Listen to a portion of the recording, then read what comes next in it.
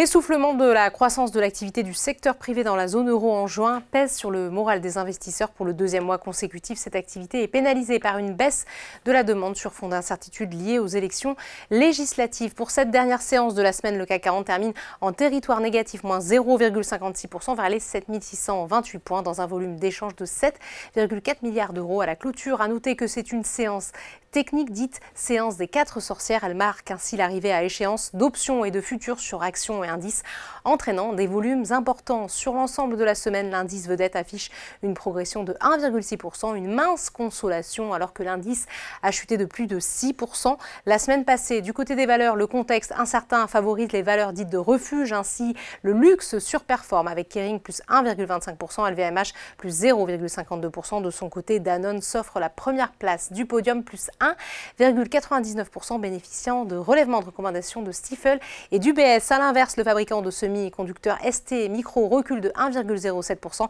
après avoir annoncé le lancement de 2 programmes de rachat d'actions sur 3 ans. Les valeurs dites cycliques se replient. Renault accuse ainsi un repli de presque 3%. Saint-Gobain est de son côté lanterne rouge de l'indice, moins 3,61%. On passe maintenant au SBF 120. Atos, après son rebond stratosphérique, recule de plus de 32% après que le groupe a annoncé un accord définitif avec des banques et des créanciers pour un financement intermédiaire de 450 millions d'euros. À noter sur le SRD le plongeon de Plastivaloir de presque 17% après un abaissement de ses objectifs annuels. Enfin, on termine comme chaque jour par les marchés US. Nvidia donne raison à l'adage les arbres ne montent pas jusqu'au ciel et s'apprête à mettre fin à une série de 8 semaines de hausse, ce qui ramène sa valorisation boursière en dessous de celle de Microsoft. Une première place brièvement occupée cette semaine par la star de l'IA. Voilà, c'est tout pour ce soir, mais n'oubliez pas, toute l'actualité économique et financière est sur Boursorama.